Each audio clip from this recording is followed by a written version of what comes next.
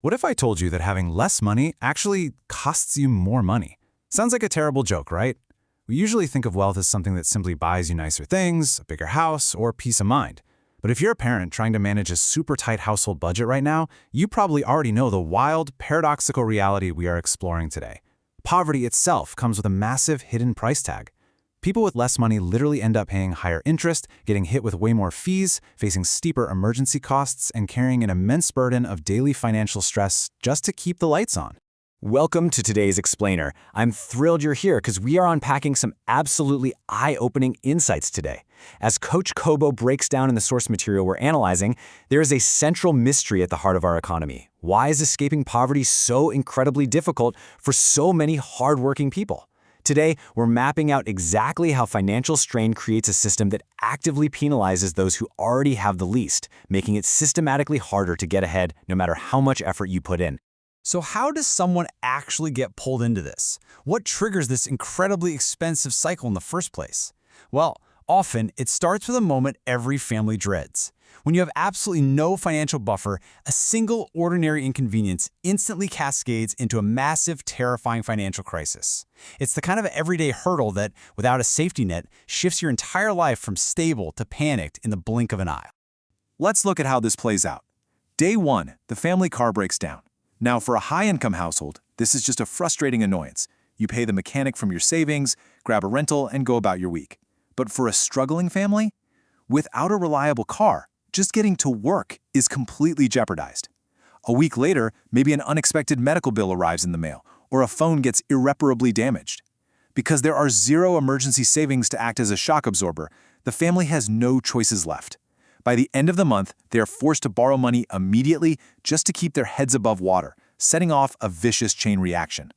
And that chain reaction reveals our first major trap. Borrowing under extreme pressure usually costs far more than borrowing when you are financially secure. This is a basic, yet honestly brutal economic principle. When someone is financially struggling, lenders don't see a stressed parent trying to keep their kids fed and a roof over their heads. Nope, they see a statistical risk profile. Because the applicant has lower income or totally depleted savings, the math dictates they're categorized as higher risk. And because they're categorized as high risk, they are penalized with exorbitant costs. We're talking about double-digit interest rates on emergency loans, relying on predatory short-term borrowing solutions, and getting absolutely slammed with $30 or $40 overdraft fees from the bank just for trying to pay for groceries. Ironically, the very people who can least afford expensive borrowing are systematically forced to pay the absolute highest premiums for money. It creates this intense debt pressure that locks families into a cycle that is incredibly difficult to break out of. It's a brutal cycle for sure. But is borrowing the only problem? You might think that once the immediate debt is settled, the bleeding stops and you can catch your breath. Unfortunately, that's not the case at all. We have to pivot here to look at the hidden, everyday costs that quietly but relentlessly drain bank accounts day after day, keeping families stuck. Think about a cheap pair of shoes for work. They might fit the budget today, but because the overall quality is low, they wear out in just a few months, requiring constant replacement. Or consider a cheap, refurbished appliance that constantly breaks down. Low-cost products demand replacement over and over again. Meanwhile, people with more money can afford higher quality products up front. These items are longer lasting and have much lower maintenance costs over time. Over a few years, buying cheap actually ends up costing drastically more than buying a high-quality item up front.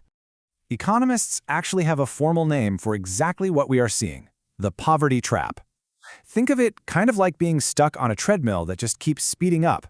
It's a situation where financial struggles inherently make it harder for someone to improve their financial condition. The daily cost of just trying to survive actively pushes you backward, preventing you from ever stepping off that treadmill to build long-term wealth or achieve any real financial security. We've seen how emergency borrowing and repeatedly buying cheap goods speed up that treadmill.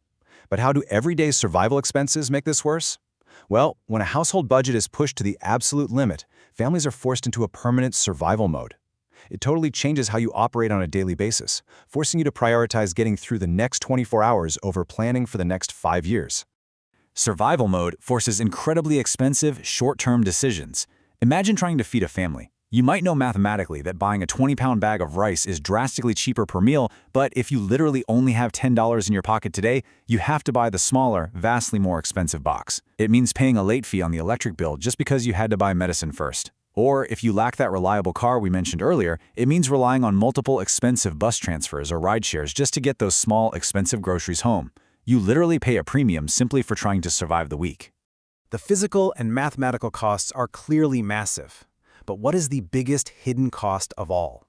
It's actually not the late fees, the higher interest rates, or the marked up groceries. No, the most profound toll of this entire cycle is psychological. It's the unseen, heavy cognitive burden of navigating these overlapping crises every single waking moment. The mental reality is a grueling marathon. Step 1 is the constant, crushing anxiety about bills. When someone constantly worries about money, this chronic stress literally impairs cognitive function. It physically alters how our brains make choices. This leads to step 3, where exhausted parents might make poor financial choices or engage in emotional spending just to find a fleeting moment of relief from the pressure. Ultimately, it ends in long-term exhaustion. I mean, it is practically impossible to plan strategically for the future when you are terrified of tomorrow. The crucial point here is that financial pressure affects both your money and your mental well-being simultaneously. This cognitive impairment isn't a personal failing, a lack of willpower, or laziness. It is a direct biological and mental result of sheer exhaustion. It is incredibly difficult to budget perfectly or plan for a bright future when your brain is forced to spend 100% of its energy just surviving the present day. Up to this point, we've looked pretty closely at the individual household level and the psychology of the parents managing these budgets. But to really understand the poverty trap, we need to zoom out. How does the broader economy multiply this pressure? Because these families don't exist in a vacuum, right? They are operating within a macroeconomic system that can sometimes make escaping the trap mathematically impossible. Let's look at the systemic reality. We are living in an era of rapidly rising living costs. Rent is continuously climbing, food prices are going up, and fuel costs are surging. But contrast that with the stagnant reality for many low-income households. Salaries are completely limited and rarely keep pace with those costs. When your income is capped but the cost of basic survival keeps rising, your emergency funds go to zero and your savings are entirely depleted. Building wealth becomes mathematically impossible, no matter how hard you work. And hovering over all of this is the compounding effect of inflation. Inflation is essentially a regressive tax. It specifically attacks the purchasing power of low-income households the hardest because a massive percentage of their income goes entirely toward basic necessities. When prices rise faster than income, savings lose value and essentials become luxuries. This is exactly why so many parents feel that despite working harder than ever and picking up extra shifts, their money simply evaporates before the month is over. To bring it all together, the reality of the poverty trap looks like this. Being poor isn't just a lack of money. It is a systemically expensive state of being. Financial pressure creates a relentless cascade of higher daily costs, fewer financial options, forced borrowing at high interest, and constant stressful survival decisions. Once a family enters this cycle, escaping it is a monumental task that requires overcoming a system stocked against them. I want to leave you with this incredibly important takeaway. Understanding this cycle helps explain why financial stability matters so much, and honestly, it shatters a lot of harmful myths. Money problems are not always caused by irresponsibility or a lack of discipline. In many cases, people are simply trying to survive. The financial system itself creates additional pressure, throwing up systemic barriers that prevent upward mobility for struggling families.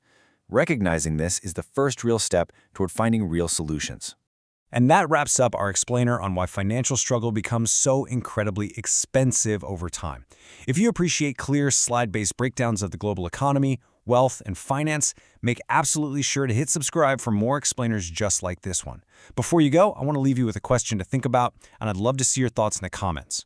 What everyday expense feels the absolutely hardest to keep up with right now? Keep learning, and I'll see you in the next explainer.